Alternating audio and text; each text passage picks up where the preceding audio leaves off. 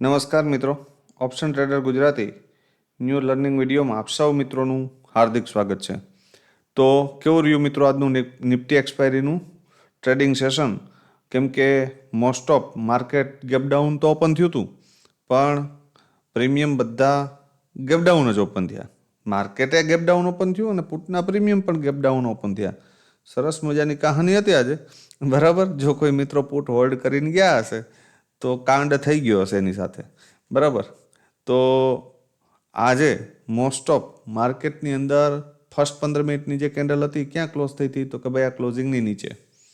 તો ભાઈ ક્લીન વસ્તુ છે કે અહીં આ જે ક્લોઝિંગ છે ને ગઈકાલનું, એ આપણા માટે આજે રજિસ્ટન્સનું કામ કરે અને એ એરિયાની આજુબાજુ ગયું, ત્યાં બધાને ટ્રેપ કર્યા અને એક સરસ મજાની આવી કેન્ડલ આપી અને અહીંયાથી માર્કેટ ડાઉન, બરાબર. ફરી પાછું અહીંયા બોટમ ઉપર એક સરસ મજાની આવી કેન્ડલ આપી અને અહીંથી થોડું અપ, બરાબર. ફરી અહીંયા પાછી એક સરસ મજાની કેન્ડલ આપી અને ત્યાંથી અપ, બરાબર. તો આ કેન્ડલનો જાદુ શું છે? જે મિત્રો 2 મહિનાથી સતત વિડીયો જોતા હશે એ કોમેન્ટમાં જણાવશે કે આ કેન્ડલ બને ત્યારે શું થાય અને આ કેન્ડલ બને ત્યારે શું થાય, બરાબર. તો વધારે ચર્ચા નથી કરતા, કેમ કે વિડીયો ઓલરેડી લેટ થઈ ગયો છે. કેમ કે બિઝી શેડ્યુલને કારણે ટાઈમ મળતો નથી વહેલો કે વિડીયો અપલોડ કરી શકીએ, એટલે 11 તો થઈ જ જાય છે મિનિમમ. હવે ભાઈ કોલનું પ્રીમિયમ હતું 26,300, બરાબર. આ પ્રીમિયમની અંદર આપણે કાલે ચર્ચા થઈ હતી કે ભાઈ એક 15 મિનિટની કેન્ડલ 32ની ઉપર ક્લોઝ જોઈએ, તો આપણે આના વિશે વિચારશું. આવું કશું થયું છે? પહેલી જ 5 મિનિટની કેન્ડલ 16 રૂપિયાનું લેવલ છે એને પણ બ્રેક કરે છે. તો 16ની નીચે મેં તમને આને હપ્તે હપ્તે ભૂલવાનું કીધું હતું. હવે તમને મેં એવું કીધું હતું કે 16ની ઉપર ફરી નીકળે તો આની અંદર એન્ટ્રી કરી શકાય, પણ તો એ પાછું અહીંયા આ લેવલ, આ ઝોનમાં આવી અને અહીંયા સપોર્ટ લેવું જોઈએ. આમાંથી મને એક પણ કેન્ડલ સપોર્ટ કેન્ડલ બતાવો, બરાબર. અને આવડી મોટી સરસ મજાની શૂટિંગ સ્ટાર અહીં ઉપર હોય, ઇન્વર્ટેડ હેમર હોય પિન બાર ડાઉન સાઈડની, તો ભાઈ અહીંયાથી બાય બને? ના બને, બરાબર. આ ખબર હોવી જોઈએ આપણે. હવે જોઈ લઈએ પુટનું પ્રીમિયમ કે ભાઈ એમાં શું થયું છે. હવે પુટના પ્રીમિયમની અંદર ક્લીન વસ્તુ હતી કે ભાઈ આ પ્રીમિયમને આપણે ક્યાં જોતું હતું? તો કે 73ની નિયર બાય આવ્યું પણ ખરું, અહીંથી સીધું જતું રહ્યું, બરાબર. તો આ પકડી શકાય નહીં, પણ ફરી પાછું ક્યાં આવ્યું? તો કે અહીંયા આ લોની નિયર બાય, બરાબર. અને એક સરસ મજાનો મૂવ આપણે જોવા મળ્યો.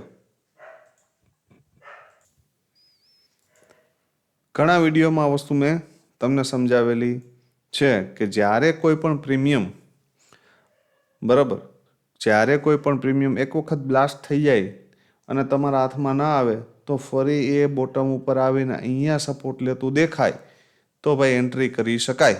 અને એ સેમ કન્ડિશન, અને આ કેન્ડલ તો વારંવાર હું તમને છેલ્લા એક વીકથી તો કન્ટિન્યુ સમજાવું છું કે ભાઈ બોટમ એરિયા ઉપર કે સપોર્ટ એરિયા ઉપર જો તમને આ કેન્ડલ જોવા મળે તો આનો સારો એવો ટાર્ગેટ હોય છે. તો સરસ મજાની મૂવમેન્ટ અહીંયા પણ મળી. ફરી અહીંયાથી લગભગ 148 પછી ફરી પાછું અહીંયા આવ્યું, અહીંયા સપોર્ટ લીધો, ફરી ઉપર ટાર્ગેટ આપ્યો, ફરી અહીંયા આવ્યું, ફરી આ એરિયામાં સપોર્ટ લીધો અને અહીંયાથી એક સરસ મજાની મૂવમેન્ટ આપી. તો ભાઈ જે મિત્રો ડિસિપ્લિન સાથે કામ કરે તો આવો એક સરસ મજાનો એક ટ્રેડ પકડાઈ ગયો અને બીજો આ પકડાઈ જાય તો ઠીક છે, ઇનફ થઈ ગયું ભાઈ. આનાથી વિશેષ શું જોઈએ છે, બરાબર. સેન્સેક્સની અંદર પણ સારી એવી મૂવમેન્ટ હતી, નજર નાખી લે પીઈના પ્રીમિયમમાં, કેમ કે કોલમાં તો હપ્તે હપ્તે ભૂલવા જેવી વસ્તુ છે, બરાબર. કોલનું પ્રીમિયમ, સોરી પુટનું પ્રીમિયમ હતું 85,400, એમાં પણ સેમ વસ્તુ થઈ છે. જુઓ, લગભગ 215 220ની આજુબાજુ અથવા તો 230ની આજુબાજુ કે તમે ક્યાંય પણ એન્ટ્રી કરી હોય અહીંયા ડીપથી તો 320 વન વેમાં અને એનાથી ઉપર 420, તો 2x ફંડ છે ભાઈ. આવી એક મૂવમેન્ટ લઈ લો પછી ક્યાં ટ્રેડિંગ કરવાની જરૂર છે? પણ આ મૂવમેન્ટ કેપ્ચર કરવી જોઈએ ભાઈ. અહીંયાથી કર્યા પછી એન્ટ્રી કર્યા પછી નક્કી રાખવાનું છે કે યા તો મારે આ પહેલો ટાર્ગેટ અને આ બીજો ટાર્ગેટ છે. તો ફર્સ્ટ ટાર્ગેટે 50% ક્વોન્ટિટી બુક કરીને 50% અહીંયા સુધી હોલ્ડ કરવી છે. તો તમે એઝ પ્રોફિટેબલ ટ્રેડર બની શકો. આ વસ્તુ યાદ રાખજો, આ ડિસિપ્લિન રાખો તો અને તો જ. હવે જોઈ લો આવતીકાલે શું થઈ શકે. બરાબર, સેન્સેક્સના પ્રીમિયમ શોર્ટ વિડીયોની અંદર આપી દઈશ, કેમ કે નિફ્ટી છે મને થોડું કાલે રિસ્કી લાગે છે. રિસ્કી એટલા માટે લાગે છે કે ભાઈ આજે જ હજી એક્સપાયરી ગઈ છે અને પ્રીમિયમ થોડા હાઈ વધારે છે. બરાબર, તો પોસિબલ છે કે માર્કેટની અંદર પ્રીમિયમ એટલા ઇન્ક્રીઝ થાય નહીં, આવું પણ બની શકે. બરાબર, એટલે રેન્જ પણ મોટી છે. હવે અપસાઇડની રેન્જ છે 26,223 અને ડાઉન સાઇડની રેન્જ છે 26,112. જ્યાં સુધી ભાઈ આ રેન્જ બ્રેક ન થાય ને ત્યાં સુધી વધારે અપસાઇડનું કે ડાઉન સાઇડનું વિચારવું નહીં. હવે એક સારામાં સારું સેટઅપ ક્યાં બની શકે કે ભાઈ આ લો બ્રેક ન થાય અને અહીંયાથી આમ નાનો એવો પુલબેક આવે ને અહીંથી સપોર્ટ લેતું દેખાય ને તો એક અપસાઇડની મુવમેન્ટ મળી શકે. પહેલો ટાર્ગેટ કયો તો કે 223 અને બીજો તો કે 250. બસ અહીંયા સુધી, આનાથી વધારે હું વિચારતો નથી. એક 15 મિનિટની કેન્ડલનું ક્લોઝિંગ આની ઉપર આવે, બીજી એની ઉપર ક્લોઝ થાય ને ફરી રિટ્રેસમેન્ટ આવે ને તો આપણે માનશું કે ચલો આ લેવલ બ્રેક થયું છે ને હવે 313 સુધીના ટાર્ગેટ આવી શકે, નહીતર નહીં. ડાઉન સાઇડ માટે આ લેવલ બ્રેક કરે 26,112. બરાબર, તો એમાં પણ સેમ કન્ડિશન, બીજી કેન્ડલ એની નીચે ક્લોઝ કરે ને ફરી અહીંથી જે લેવલને તોડ્યું છે ને એનું રિટ્રેસમેન્ટ દેખાય ને અને અહીંયા આવીને નેગેટિવ કેન્ડલ બનાવે, ટૂંકમાં રિજેક્શન લે તો અહીંથી એન્ટ્રી કરી શકાય. ક્યાં સુધી? 26,008 સુધી. બરાબર, મને નથી લાગતું કે 26,000નું રાઉન્ડ લેવલ આટલી જલ્દી તૂટી જશે, યાદ રાખજો. બરાબર, આનાથી નીચે આવશે 26,008થી તો 26,882થી લઈ અને 920. બરાબર, અહીંયા સુધી આવી શકે, પણ મને નથી લાગતું કે આ લેવલ માર્કેટ આવતીકાલે બ્રેક કરે. બરાબર, અપસાઇડ માટે આ સ્ટ્રોંગ રેઝિસ્ટન્સ રહેશે, ડાઉન સાઇડ માટે આ સ્ટ્રોંગ સપોર્ટ રહેશે. બરાબર, આ મગજમાં ક્લિયર રાખી દેજો. હવે જોઈ લ્યો એક કોલનું પ્રીમિયમ અને એક પુટનું પ્રીમિયમ. આપણે વધારે કોઈ મગજમારી પણ પડવાનું થતું નથી. આપણે આપણા લોજિક મુજબ ટ્રેડ મળે છે તો આપણે કરવો છે, ન મળે તો નથી કરવો. ભાઈ જો આ પ્રીમિયમ છે 26,200નો કોલ, ક્યું છે 26,200C. શું થઈ શકે આમાં? ભાઈ ક્લીન વસ્તુ 121ની ઉપર એક 15 મિનિટની કેન્ડલનું ક્લોઝિંગ આવે તો આપણે આ પ્રીમિયમ વિશે વિચારશું, બાકી નહીં. બરાબર, એક 15 મિનિટની કેન્ડલનું ક્લોઝિંગ સરસ મજાની સ્ટ્રોંગ, નાની એમથી નહીં, એમ અહીંયાથી આમ સ્ટ્રોંગ એક 15 મિનિટની કેન્ડલ ક્લોઝ થાય ને ફરી એનું રિટ્રેસમેન્ટ 121 આવે અથવા તો આ ક્લોઝિંગ 113 આવે, ક્યાંય પણ આવે અને સપોર્ટ લેતું દેખાય તો એન્ટ્રી કરી શકાય આની અંદર. અને લગભગ 140 સમથિંગનું જે આ લેવલ છે ને લખી લેજો 140, તો આની ઉપર નીકળી જાય ને તો 178 એન્ડ 200 સુધીના ટાર્ગેટ મળી શકે. આનાથી ઉપર જાય તો 224 સુધી જઈ શકે. ધારી લ્યો કે મોર્નિંગમાં આ એરિયામાં આવ્યું 78ની આજુબાજુ અને અહીંયા સપોર્ટ લેતું દેખાય તો પણ એન્ટ્રી કરી શકાય અને આ ક્લોઝિંગ સુધી જઈ શકાય. બરાબર, આનાથી ઉપર નીકળે તો 140, એનાથી વધારે હું ડાયરેક્ટ અહીંયાથી નથી વિચારતો. હા, એવું પણ બની શકે કે આ પ્રીમિયમ અહીંથી આમ નીચે આવે અને એ લેવલ હોઈ શકે કદાચ 45થી લઈ અને 55, 45થી 55 આ એરિયામાં નોટ ડાઉન નીચે કરી લેજો.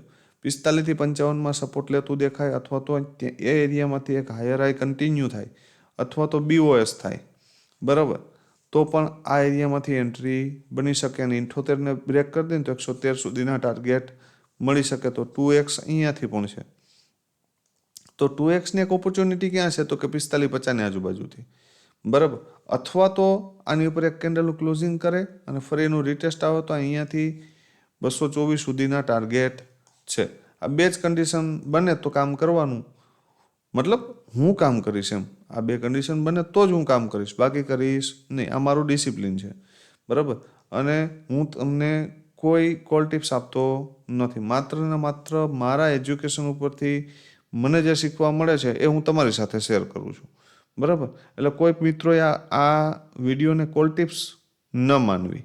બરાબર, અને મારા લેવલ ઉપર કામ પણ ન કરવું. માત્ર ને માત્ર એજ્યુકેશન માટે આ વિડીયો છે અને